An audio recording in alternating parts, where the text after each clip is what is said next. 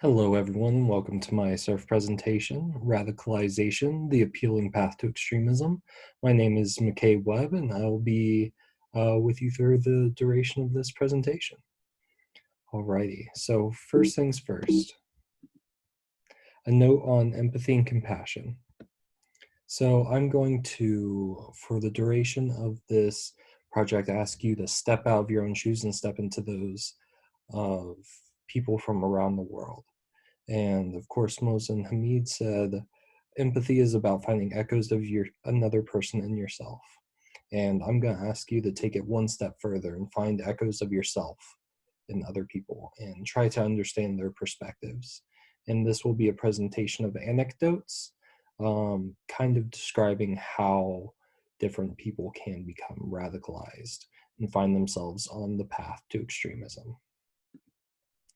And it's also important to keep in mind that one man's terrorist is another man's freedom fighter. So just because one state labels a certain group a terrorist does not mean the next state over does. So just something to keep in mind as we go throughout this presentation.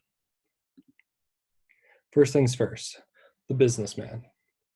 So imagine you are a businessman from Saudi Arabia, a young adult man visiting Lebanon on a business trip. And while you are there, Israel invades Lebanon, and you write the following description of the account. I couldn't forget those moving scenes, blood and severed limbs, women and children sprawled everywhere, houses destroyed along with their occupants, high-rises demolished over their residents, rockets raining down on our home without mercy. The situation was like a crocodile meeting the helpless child, powerless except for his screams. Does the crocodile understand the conversation that doesn't include a weapon? And the whole world saw and heard, but it didn't respond. So you witness this absolutely devastating attack on Lebanon just while you're there on a business trip. And you think to yourself, I want to give as good as I got, essentially. And you're just a young man. So your first thoughts turn towards revenge, and you see your people being destroyed. You see rockets raining down on the street. You see women and children crying. So your thoughts turn to anger. And later you would write, in those difficult moments, many hard to describe ideas bubbled in my soul. But in the end, they produced an intense feeling of rejection, of tyranny, and gave birth to a strong resolve to punish the oppressors. And as I looked at those demolished towers in Lebanon, it entered my mind that we should punish the oppressor in kind, and we should destroy towers in America in order that they taste some of what we tasted, and so that they be deterred from killing our women and children. And that day, it was confirmed to me that oppression and the intentional killing of innocent women and children is deliberate American policy. Destruction is freedom and democracy, while resistance is terrorism and intolerance. Pretty powerful words, spoken from a place of desperation, of rejection, of absolute hatred and despising the loss of human life and deciding to trade an eye for an eye. And in case you haven't guessed it already, this young Saudi businessman who visited Lebanon and witnessed these atrocities was Osama bin Laden, who would later be credited as the mastermind behind the September 11th attacks on the United States.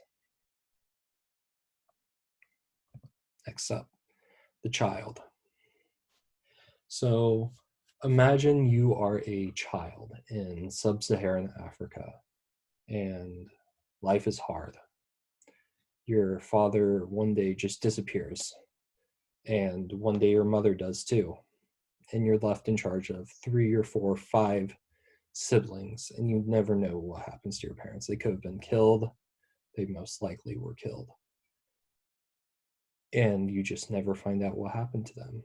And you are stuck alone without food, without support, without an infrastructure to provide for you. And maybe there's government mandates in place preventing any aid from reaching your region. You don't know where to turn to. You don't know if there's any hope left for you and your siblings, who you are now in charge of as the oldest. So you turn to your local group, just kind of a community organization group, and they offer you food, they offer you shelter, they offer you belonging, they offer you maybe classes, training, skills, something so you can build something out of your life, something so you can help your siblings, something so you can keep your family together. And all they ask in return is that you carry a gun and maybe turn a blind eye to some of the things that other members of the group do, or maybe to help out a little bit, digging holes, small things at first, and then it slowly grows, and you're like a frog in a boiling pot. Next thing you know, you're effectively radicalized into a group that you never wanted to belong to in the first place, and you are 13 years old. That is the child. The scientist. So now I ask for you to imagine you are a young Pakistani boy. You have been saving up, working a horrible job in India for weeks upon weeks, if not months, saving up for this brand new fountain pen that you were so excited to bring home to your family, to share with your community, to share with your family, to show your parents. It's the simple things in life. And enjoying that fountain pen was certainly one of them. And upon your boarding a train to leave India and enter into Pakistan, you run into an Indian train guard who sees the pen and takes it and just says, "This is a nice pen," and tucks it into his pocket and walks away. And that sheer feeling of embarrassment, of humiliation, of shame, of powerlessness overwhelms you as a young child in the way that just completely takes you off your feet. And the only thing you can think of is, I will never be powerless again. Pakistan will never be powerless again. We will never be made to feel humiliated again. This person turned out to be one of the founders of the Pakistani nuclear program, a program on and off mentioned by India as terroristic in nature. And that is the scientist. The cat. This one is a wee bit more fun with a bit more of a happy ending. So imagine you are a young boy in Saudi Arabia and you are one of 7 or so children in a very busy household, and your entire life is devoted to and revolves around religion, your youth groups, your church, the mosque, everything. It just kind of, that's just how the world works for you, and that's kind of how everything kind of cycles around, going to youth group, going to Juma prayer, and yeah, then you start to attend more and more youth groups, and suddenly they start recommending books which you devour with glee. You start memorizing scripture, and you start learning more and more, gobbling up as much as you can because you're a bright young man. Then slowly but surely the teachings at this youth group become more and more radicalized. And slowly but surely they're teaching you the glories of the holy war and how there's nothing more honorable than to die for your religion. And then before you know it, you're effectively radicalized. And this is the story of Ayman Dean, who was effectively radicalized at a young age and went on to fight jihad in Bosnia, as well as eventually joining Al-Qaeda and pledging personal allegiance to Osama bin Laden. Although eventually he did find the errors in Al-Qaeda and found the hypocrisy in the scriptures that they misquoted in the hadith that they took out of context, and eventually turned to MI6 and served as MI6's top spy in Al-Qaeda and helped them prevent many attacks. Though it is important to remember that this could happen to anybody. The same scenario could have happened to a young child in the American South, where they attend their youth group and they slowly become more and more indoctrinated by hate speech by a trusted community figure until they are effectively radicalized. Next up, the thug. This one is an infamous one and a face you may recognize. But imagine you're just a young, tough, sinewy Jordanian from the town of Zarqawi, in a tough industrial town in Jordan. And you just, to make ends meet, you start doing petty crimes. Then you kind of develop a taste for it. Racketeering, hustling people, even turning to pimping and attacks and assaults. And then eventually you get arrested and put into prison. And then in prison you find religion.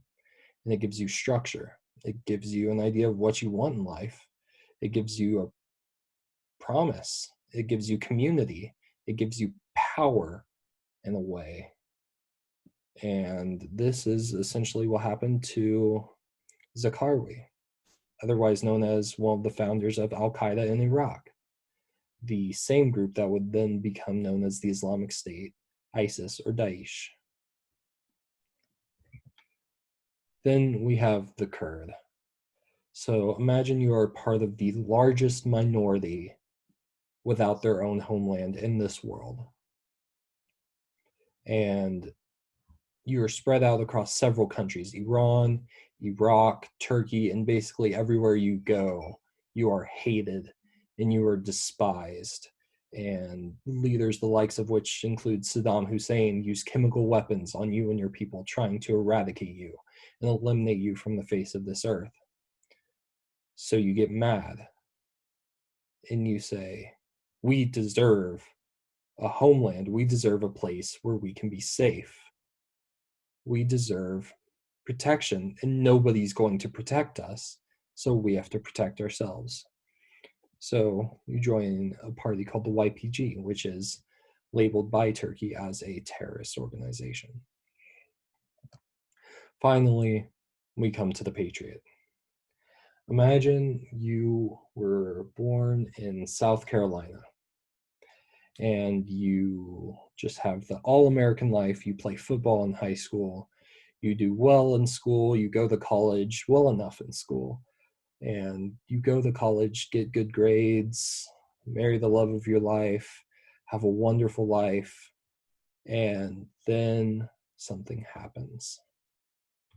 September 11th, 2001 happens, and you cannot even begin to understand what is going on, why this would happen, who would do this,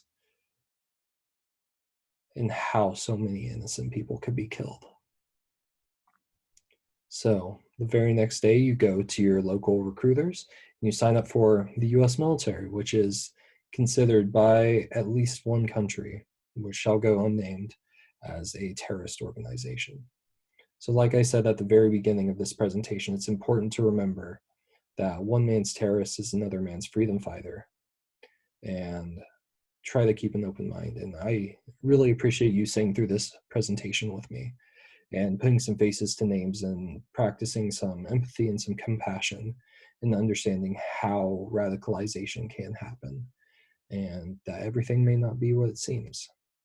And I'd like to say thank you to Dr. Faguglia for being my advisor through this project and for really helping me out, for Miss Libby Uggan for supporting me along the way, and you for logging on and watching this presentation. I really appreciate it. Thank you guys so much.